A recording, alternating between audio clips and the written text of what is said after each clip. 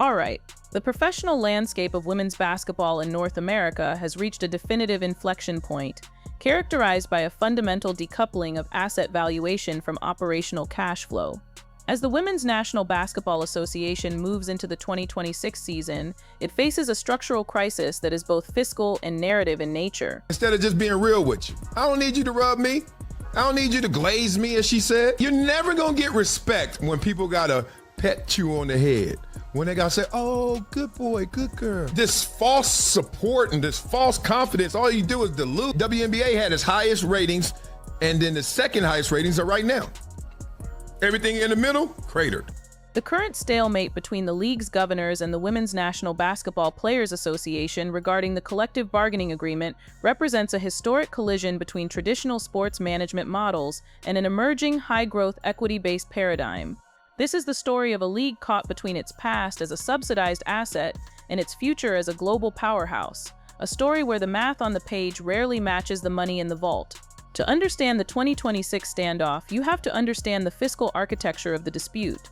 The central economic conflict involves the precise definition of revenue sharing, a term that has become a lightning rod for criticism. At the heart of the impasse is the discrepancy between the league's offer of a net revenue split and the union's demand for a gross revenue model. Historically, WNBA compensation was governed by rigid salary tiers that increased by a fixed 3% annually, a model that significantly lagged behind the explosive growth in viewership and brand interest seen in the 2024 and 2025 seasons. When the players exercised their opt-out clause, they signaled a desire to move toward the 50-50 revenue split utilized by the NBA. However, the definition of the pool to be split remains the primary sticking point.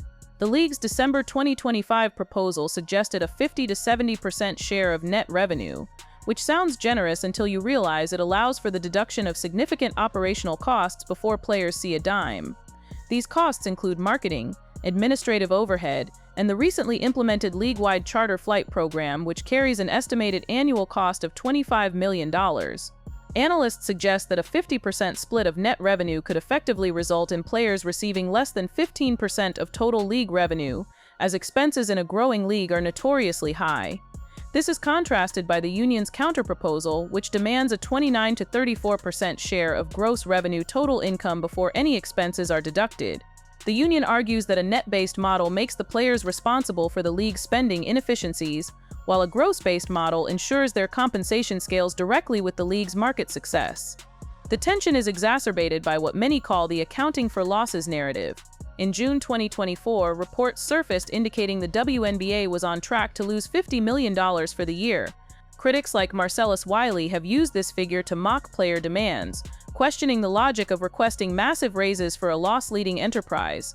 However, labor economists point out that the $50 million deficit is almost identical to the $75 million capital raise the league conducted in 2022, suggesting that losses are often the result of strategic reinvestment in infrastructure rather than a lack of consumer demand. This brings us to a secondary layer of the labor conflict, the valuation of expansion fees.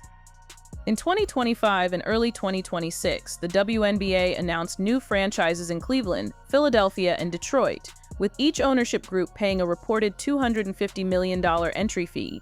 This surge in expansion fees has driven the collective valuation of the league's 13 teams to approximately $3.5 billion, representing a 180% increase in just 2 years. Players view these expansion fees as part of the total revenue pool, arguing that their labor created the market conditions that allowed team values to skyrocket. The league office, however, maintains that expansion fees are capital events for owners and do not constitute operational revenue that can be shared with players. This leads to what we call the expansion fee paradox. The league can simultaneously claim to be losing money on its daily operations while its owners witness a tenfold increase in the value of their equity. The wild nature of the CBA demands, as characterized by voices like Wiley, often refers to the players' desire to participate in this equity growth. The WNBPA's advocacy for an equity-based financial structure would move the league away from a traditional employer-employee relationship and toward a partnership model. This is a fundamental threat to the traditional sports management philosophy held by many NBA-affiliated owners, who have historically viewed the WNBA as a subsidized asset rather than an independent profit center. The public discourse surrounding this has been significantly influenced by a rise in contrarian sports media. Marcellus Wiley has been a vocal critic of the union's negotiation tactics, often utilizing a market reality framework to mock the gap between the league's current revenue and the players' demands. Wiley's critique often focuses on the subsidy provided by the NBA, arguing that the players are demanding NBA-style perks without having built an equivalent financial foundation. This perspective is bolstered by influencers like DeMita, who has targeted the mainstream media's coverage of the WNBA. DeMita has characterized the existing media landscape as an echo chamber, or even a cult, that refuses to provide objective analysis of the league's financial or technical flaws.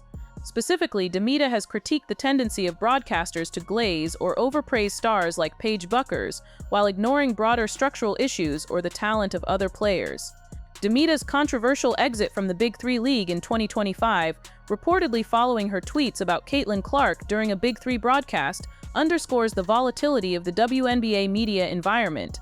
The DeMita effect suggests that there is a growing audience for honest coverage that acknowledges the league's growing pains, losses, and the potential overreach of the players' union. This contrarian bloc argues that the WNBA media has become an activist league where political correctness overrides fiscal accountability. The tension is not only external, it has manifested within the league's own commentary circles. A notable example is the 2026 debate between Candace Parker and Renee Montgomery regarding Paige Bucher's defensive capabilities. Parker's refusal to label Buchers a two-way player after a single impressive defensive game in the Unrivaled league was met with significant backlash from fans. Critics of the WNBA's media culture point to this as an example of microanalysis being treated as hate. Analysts such as Wiley have suggested that the inability of the WNBA community to accept objective basketball critiques is a sign of brand fragility. The debate over Bucher's foot speed and her elite lockdown potential is a microcosm of the larger struggle to treat the WNBA as a professional sports league subject to the same rigorous scouting and criticism as the NBA. Perhaps the most significant development in the 2026 standoff is the sudden increase in player leverage provided by alternative leagues. For decades, the WNBA was the only domestic option for high-level play. Today, the emergence of the Unrivaled 3x3 League, Athletes Unlimited, and the upcoming Project B International League has provided WNBA stars with viable income outside of the WNBA's fixed salary structure. Unrivaled, founded by Breanna Stewart and Nafisa Collier, has become a primary vehicle for player leverage. By offering equity stakes and significant salaries for a short winter season, Unrivaled has shown players that they can thrive without the WNBA if a lockout occurs. This shift has emboldened the union to authorize a strike, a move that would have been financially suicidal in previous cycles.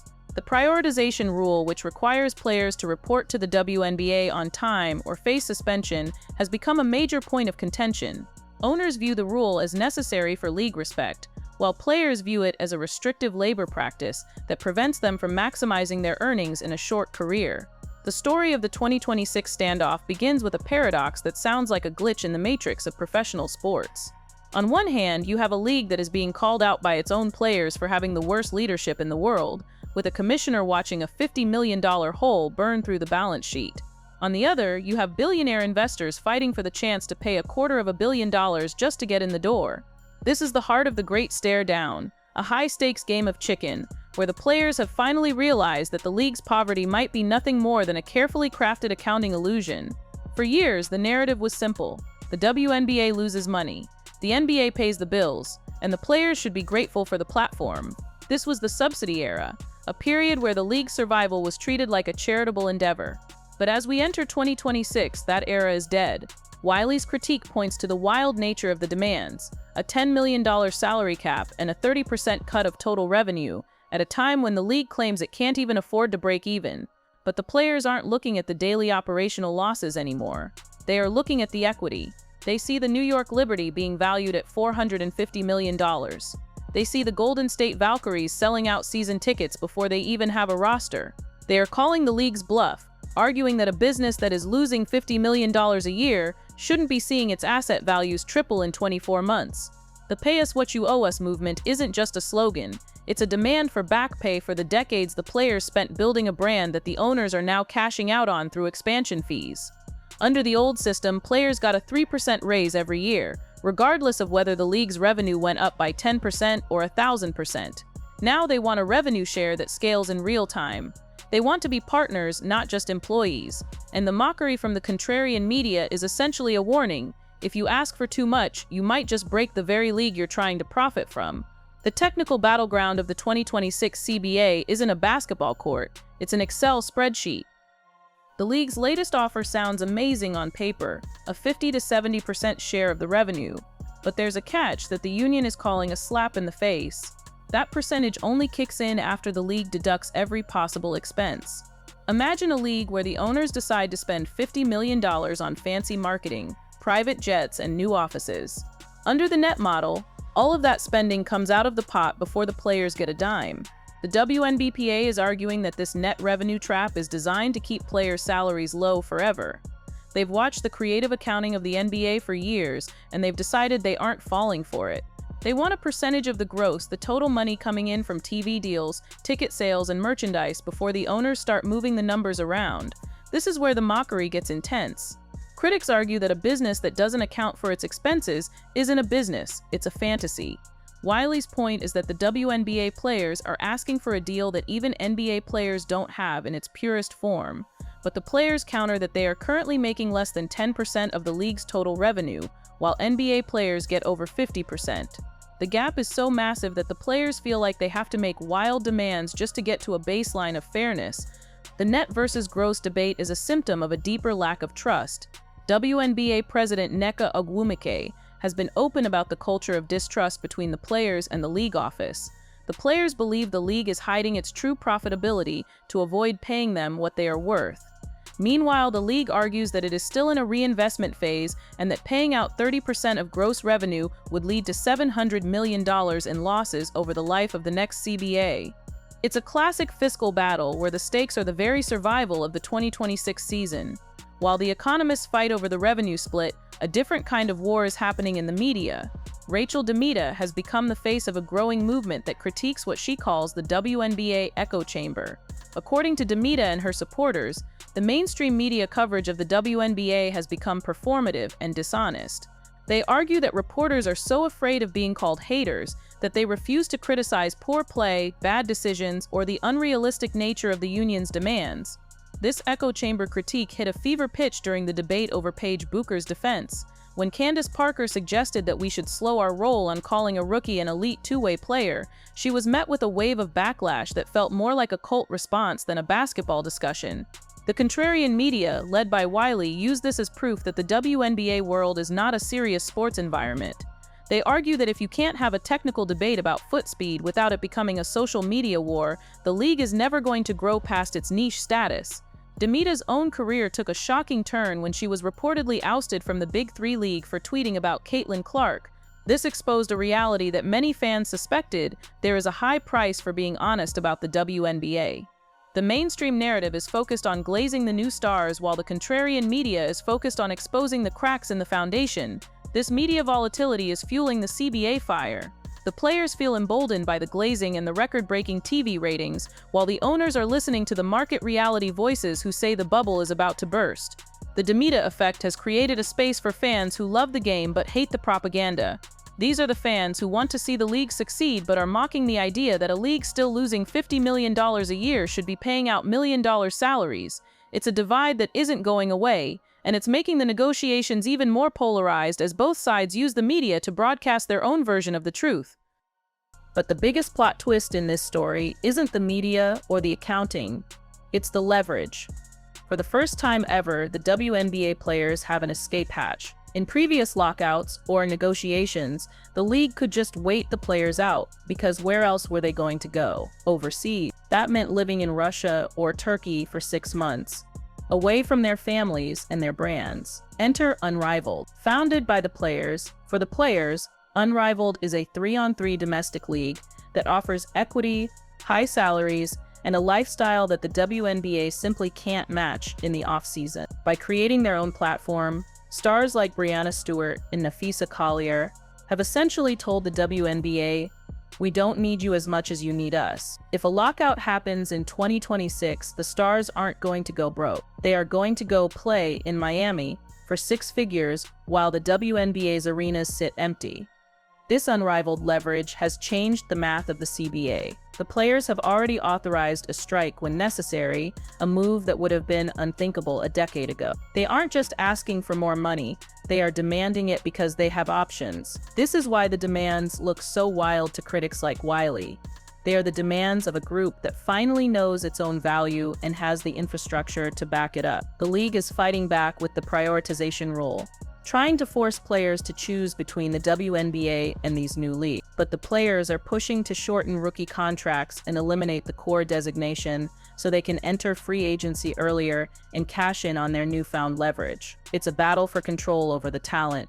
And right now, the talent has the upper hand. But what about that mirage of profitability? The expansion fees are the exposed secret that the players are using to hammer the league office. How can a league be losing money when it just collected $750 million in entry fees from Cleveland, Philly, and Detroit? The league argues that these fees cancel themselves out because new teams take a slice of future revenue, but the players see it as a billion-dollar windfall that the owners are pocketing while pleading poverty to the union. This is the expansion fee mirage. The owners are essentially saying, "We're broke," while their assets are appreciating faster than a Silicon Valley startup. The collective value of WNBA teams has hit $3.5 billion. The players are arguing that if the league is worth that much, the wild demands for a $10 million salary cap are actually quite conservative. They want the mirage to become reality, and they want their share of the equity they helped create. Critics like Wiley mock this by saying that valuation isn't cash on hand. You can't pay salaries with the theoretical value of a team you aren't selling, but the players aren't buying it. They've watched the Liberty sell a minority stake for nearly $500 million. They know the money is there, it's just a matter of who gets to keep it. The 2026 CBA is about more than just paychecks. It's about who owns the future of women's basketball. The final piece of the 2026 puzzle is the league's identity crisis. Are they a professional sports league or an activist league? The contrarian media argues that the WNBA has become too focused on politics and brand protection at the expense of the actual product on the court. They point to the Paige Bueckers cult and the backlash against Candace Parker as proof that the league isn't ready for the big leagues of sports criticism. The two-way player debate is more than just a scouting report. It's a symbol of the league's growing pains. If a legend like Parker can't give an honest basketball take without being canceled by the fans, how can the league ever expect to attract regular old sports fans who love to debate, meme, and criticize their favorite players? The mockery from Wiley is a warning that if the WNBA remains an echo chamber, it will always be a niche product. But the players believe they are the big leagues. They point to the record-breaking attendance, the Caitlin Clark effect, and the massive TV deal as proof that they have arrived. They are demanding to be treated like the superstars they are, which means charter flights, professional-grade training facilities, and wild salaries that reflect their undeniable impact. As we head toward the 2026 season, the great stare down is reaching its climax. The CBA has expired. Free agency is frozen. The expansion drafts for Portland and Toronto are on hold. The league has entered a moratorium, and the status quo is starting to look like a slow-motion disaster. The wild demands are still on the table. The mockery is still echoing through the media, and the players are still more focused, united, and determined than ever. This is a turning point for women's sports. If the players win, they set a new standard for equity and revenue sharing that will ripple through every professional league in the world. If they lose, they risk being seen as the unreasonable ones who derailed the most successful era in the league's history. The question isn't if a deal will get done, it's what the league will look like when it does. Will it be the subsidized asset of the past, or the equity-driven powerhouse of the future? The mockery might be loud, but the players are betting that the math doesn't add up for the owners to say no forever. The 2026 season is hanging in the balance, and the world is watching to see who blinks first. Looking forward, several key shifts are projected. The WNBPA's demand for an equity-based financial structure is likely to manifest in the form of performance-based accelerators in the new season. While the league may resist a pure gross revenue share, a hybrid model that grants players a percentage of incremental revenue growth above certain benchmarks is a probable compromise. This would align player incentives with league growth and potentially quiet critics like Wiley by ensuring that salary increases only occur when the league's pie actually expands. The emergence of Project B and other well-funded international ventures represents a fundamental shift in the talent monopoly previously held by the WNBA. If the WNBA fails to reach a deal by the spring of 2026, the risk of a talent drain to high-paying international leagues is significant. This external pressure is the most potent weapon in the union's arsenal, as the league's value is entirely dependent on the presence of its star players, particularly the Caitlin Clark generation. Furthermore, the media volatility suggests that the WNBA landscape is undergoing a painful but necessary maturation process. As the league becomes more profitable and high-profile, the performative coverage is expected to give way to more traditional sports journalism. This shift will likely be driven by the influx of fans who demand a higher level of analysis and are comfortable with the mockery and memes that characterize major sports fandom. The controversy surrounding Parker's critique of bookers highlights a critical gap in the WNBA's media literacy. In the NBA, analyzing a player's foot speed or defensive instincts is a standard part of the broadcaster's job. In the WNBA, such analysis is often interpreted through a lens of personal bias. For the WNBA to reach a $10 billion valuation, it must foster an environment where technical criticism is separate from personal insults. The ad hominem attacks where critics of a player are attacked for the way they look are seen by analysts as a sign of an immature market. The 2026 CBA standoff is the growing pains of a league trying to graduate from a social mission to a global sports enterprise. In conclusion, the 2026 WNBA CBA stalemate is not merely a dispute over dollars. It is a fundamental renegotiation of the value proposition of women's professional sports. The mockery from Wiley and the contrarian critiques from DeMita are symptoms of a league in the midst of a violent transition. The players' wild demands are a rational response to the league's explosive valuation growth, while the owner's poverty plea is a traditional labor negotiation tactic designed to minimize the erosion of equity. The emergence of alternative leagues has permanently shifted the labor balance, providing players with the leverage necessary to demand true partnership. As the moratorium continues, the Great Stare-Down will determine whether the WNBA can successfully integrate its social identity with its burgeoning fiscal reality. The final agreement will serve as the blueprint for the next century of professional women's sports, proving that market reality and labor equity are not mutually exclusive, but are rather the two essential pillars of a sustainable, multi-billion-dollar league. The data supports this transition. With expansion fees at $250 million and a $3.5 billion